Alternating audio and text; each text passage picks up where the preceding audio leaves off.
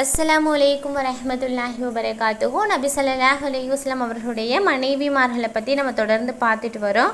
போன வீடியோவில் நம்ம ஜைனப் பின் ஜாஷ் ரலியல்லாஹு அன்ஹா அவங்கள பற்றி நம்ம தெரிஞ்சுக்கிட்டோம். இந்த வீடியோவில் ஜுவேரியா ரலியல்லாஹு அன்ஹா அவங்கள பற்றி இன்ஷா அல்லாஹ் நம்ம தெரிஞ்சுக்கொள்வோம். பனு முஸ்தலக் கிளையினருடைய தலைவர் யாருன்னு பார்த்தீங்கன்னா ஹாரிஸ் இப்னு அபிலிலார் அவருடைய மகள் தான் இந்த ஜுவேரியா ரலியல்லாஹு அன்ஹா இவங்க ரொம்பவும் பேரழகியாக இருந்தாங்க அப்படின்னு சொல்லப்படுது. குரைஷிக் அப்படின்ற ஒரு போர் நடக்குது. அந்த போரப்போ முஸ்லீம்களால் எதிரிகள்கிட்ட இருந்து ஜுவேரியா ரலியல்லாஹு அன்ஹா அவங்க கைப்பற்றப்படுறாங்க. அப்போ கனிமத் பொருட்கள்லாம் பிரிக்கிறப்போ தாபித் இப்னு கைஸ் ரலியல்லாஹு அன்ஹா அவங்களுடைய பங்கில், அதாவது தாபித் ரலியல்லாஹு அன்ஹா அவங்களுடைய பங்கில் ஜுவேரியா ரலியல்லாஹு அன்ஹா போய் சேர்றாங்க.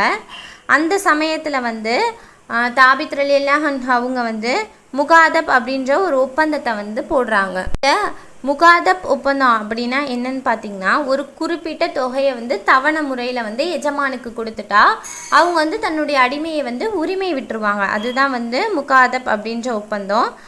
அதே மாதிரியே தாபித் ரலியல்லாஹு அன்ஹா அவங்க 9 ஊக்கியா தங்கத்துக்கு ஜுவேரியா ரலியல்லாஹு அன்ஹா அவங்கள முகாதப் பண்ணுறாங்க. உடனே ஜுவேரியா ரலியல்லாஹு அன்ஹா அவங்க இவ்வளவு தொகைக்கு நம்ம எங்கே போகிறது அப்படின்னு நினச்சிட்ருக்காங்க. அப்போ தான் நபி ஸல்லல்லாஹு அலைஹி வஸல்லம் அவங்களுடைய சமூகத்துக்கு போயிட்டு சொல்கிறாங்க, நான் இப்படி ஹாரிஸ்ன்றவருடைய மகள், என் பேர் ஜுவேரியா, எனக்கு ஒரு துன்பம் ஏற்பட்டிருக்கு, என்னை விடுதலை செய்யணும்னா இவ்வளோ தொகை கொடுக்கணும்னு என்னுடைய எஜமான் சொல்லியிருக்காரு. நான் அவ்வளோ தொகைக்கு எங்கே போவேன், எனக்கு நீங்கள் உதவி செய்ய முடியுமா அப்படின்னு ஜுவேரியா ரலியல்லாஹு அன்ஹா அவங்க கேட்குறாங்க.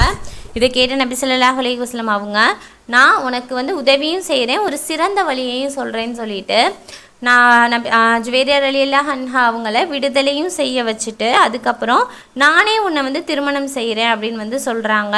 உடனே அவங்களும் அதை மகிழ்ச்சியாக ஏற்றுக்கிறாங்க. நபி ஸல்லல்லாஹு அலைஹி வஸல்லம் அவங்களுக்கும் ஜுவேரியா ரலியல்லாஹு அன்ஹா அவங்களுக்கும் ஹிஜ்ரி 5வது வருஷம் திருமணம் நடைபெறுது. சில மார்க்க அறிஞர்கள் ஹிஜ்ரி 6வது வருஷம் திருமணம் நடைபெறுது அப்படின்னு எழுதுகிறாங்க. நபி ஸல்லல்லாஹு அலைஹி வஸல்லம் அவங்க ஜுவேரியா ரலியல்லாஹு அன்ஹா அவங்கள திருமணம் முடிக்கும் பொழுது அவங்களும் கன்னிப்பெண் கிடையாது. அவங்க போரில் கைது செய்யப்படுறதுக்கு முன்னாடியே அவங்களுக்கு நிக்கா ஆயிருந்துச்சு. யாரோடன்னு பார்த்தீங்கன்னா முசாபிஹ் இப்னு சாஃபான் அப்படின்ற நபரோட அவங்களுக்கு நிக்கா ஆயிருந்துச்சு. அதனால இவங்களும் கன்னிப்பெண் கிடையாது. அதே மாதிரி ஜுவேரியா ரலியல்லாஹு அன்ஹா அவங்க பனு முஸ்தலக் கிளையினரை சேர்ந்தவங்க இல்லையா, அதனால நபி ஸல்லல்லாஹு அலைஹி வஸல்லம் அவங்க ஜுவேரியா ரலியல்லாஹு அன்ஹா அவங்கள திருமணம் செய்ததுக்கு அப்புறமா சஹாபாக்கள்னா நபி ஸல்லல்லாஹு அலைஹி வஸல்லம் அவங்கள கண்ணியப்படுத்துறதுக்காக, அவங்களுடைய உறவு முறையை கண்ணியப்படுத்துவதற்காக அவங்க கிட்ட உள்ள அடிமைகள் எல்லாத்தையும் விடுதலை செஞ்சுட்டாங்களாம். கிட்டத்தட்ட 700 அடிமைகளுக்கு மேலே விடுதலை செஞ்சதாக சொல்லப்படுது.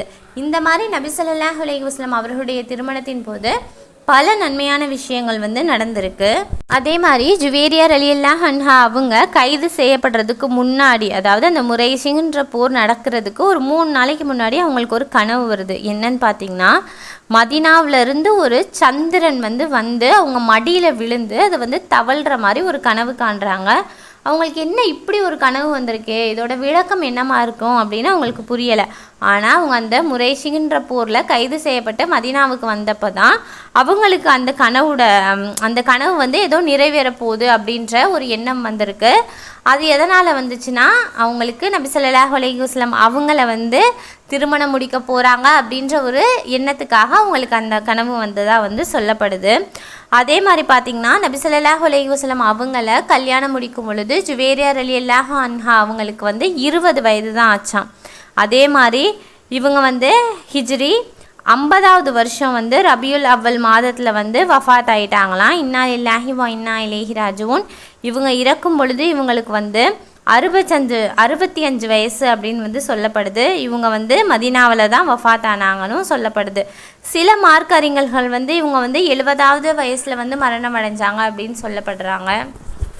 இதுதான் அன்னை ஜுவேரியா ரலியல்லாஹு அன்ஹா அவர்களுடைய ஒரு சிறிய தொகுப்பு.